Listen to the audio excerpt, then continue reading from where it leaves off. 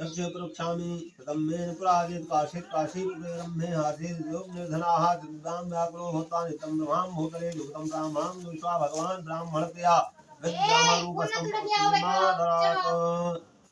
श्री सूर्य जी संतालित ऋषियों कहा भगवान काल विधौत महात्मा कहकर आगे सर्वप्रथम इस भगवान का व्रत करने वाले के संबंध में कथन कहते हैं। कथा कहते हैं सुंदर काशीपुर में एक अति निर्धन ब्राह्मण सदानंद हुए।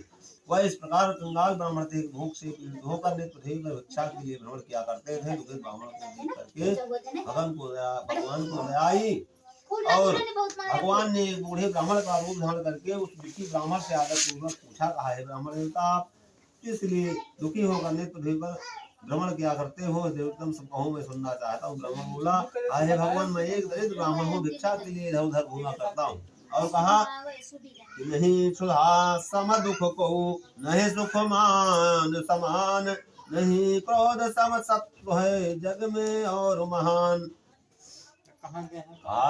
इसलिए हे प्रभु यदि कोई उपाय हो तो बताएं जिससे इस मांग में खाने से मुक्ति मिले और मेरी दरिद्रता दूर हो जाए। ब्राह्मण के प्रश्न का उत्तर देते हुए ब्राह्मण अर्थात भगवान बोले, कहा हे ब्राह्मण देवता आप सत्यनारायण भगवान का पूजन कीजिए, वही वांछित फल देने वाले हैं। कहा है ब्राह्मण आप मेरी बात मान करके इस व्रत को धारण करें। जो मनुष्य व्रत को धारण करता है वो दुख से छूट कर मुक्ति को प्राप्त करता है।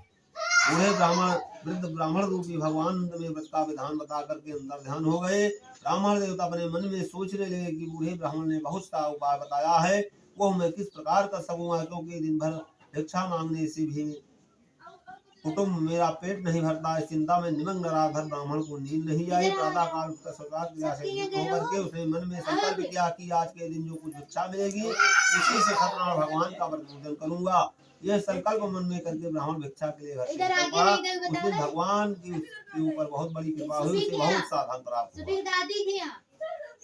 तो कहा गया है कि जा पर कृपा राम की हुई, ता पर दया करे सब कोई, अर्थात राम भाई जह दाहिने सबह दाहिने ताई।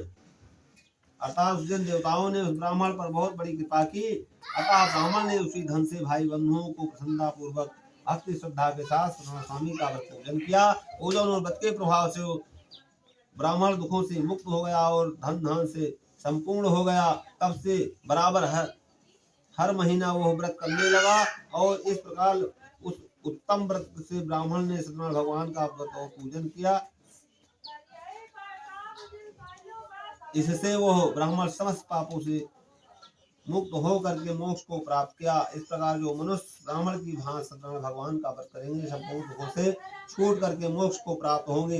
इस प्रकार भगवान ने व्रत के प्रभाव को नारद से बताया। उसके बाद श्री सूर्य जी ने ऋषियों से प्रश्न किया, जो कुछ भगवान महात्मा था कथन किया, अब आगे क्या कहूँ आप लोग कहिए। ऋषियों ने उत्तर दिया, महाराज उस ब्राह्मण से इस व्रत को किसने सुना दोबारा फिर तथा किसने इस व्रत को किया, यह सारी कथा हम सबकी सुनने की इच्छा है, आप कृपा करके कहिए। सूर्य जी बोले, कहा हे ऋषियों ध्यान से सुनो। ब्राह्मण से सुन करके जिसने इस व्रत को पृथ्वी पर किया है वो कह रहा हूँ, ध्यान से सुनो। एक समय संपत्ति के अनुसार वही ब्राह्मण भाई बंधुओं के साथ सत्यनारायण स्वामी के पूजन के लिए उद्यत तैयार हुआ। इतने में एक लकड़ी बेचने वाला लकड़हारा वहां पर आया। उसने लकड़ी का गट्ठर बाहर रख करके घर के भीतर प्रवेश किया।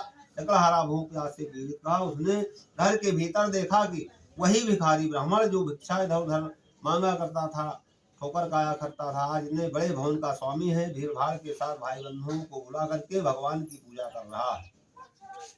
इस प्रकार ब्राह्मण को संपन्न देख करके लकड़हारा सोच आश्चर्य में पड़ गया। कुछ देर के बाद उसने हाथ जोड़कर ब्राह्मण से पूछा कि आप किसका पूजन कर रहे हैं, इस पूजन का क्या फल है, कृपा कर विस्तार पूर्वक कहिए। ब्राह्मण ने लकड़हारे से कहा, ये श्री सत्यनारायण भगवान का व्रत पूजन कर रहा हूँ। ये प्रभु इस प्रकार दीनदयाल है कि मनवांछित फल प्रदान करते हैं। ये जो मेरा धन धान तुम देख रहे हो तो उन्हीं की कृपा का सार है। ब्राह्मण के मुख से इस प्रकार सुन करके लकड़हारा भी बहुत खुश हुआ और भगवान का प्रसाद खाकर तथा जल पीकर नगर को प्रस्थान किया। लकड़हारा ने मार्ग में अपने मन में चिंतन किया और संकल्प किया कि आज के दिन जो कुछ लकड़ी बेचने से धन मिलेगा उसी से मैं सत्यनारायण स्वामी के पूजन को करूंगा। इस प्रकार उनमें सोच करके लकड़ी का बोझ सर पर रख करके चला जाता है। लकड़हारा भगवान की कृपा से उस दिन लकड़ी का बोझ लिए हुए उस स्थान पर गया जहाँ बहुत बड़े बड़े धनी लोग रहते थे। जाते ही उसे लकड़ी का सोना दाम मिला। तब पचाल कहारे ने प्रसन्न हृदय से पके पके केले का फल 70 घी 2 गेहूं का आटा मोल लिया। उसके बाद घर पहुंच कर अपने भाई बंधुओं के साथ ब्राह्मण को बुला करके पूर्वक सत्यनारायण भगवान का व्रत और तथा पूजन को किया। इसके प्रभाव से लकड़हारा धन तथा पुत्र को प्राप्त किया। जब तक संसार में रहा सुख भोग के अंत में सतपुर वैकुंठ लोक को चला गया। जीवत सकल जन्म फल पाए अंत अमर पद सदन सिधाए। इस श्री स्कंद पुराण रेवाखंडे द्वितीयो अध्याय समाप्ता। बोलो श्री सत्यनारायण भगवान की जय।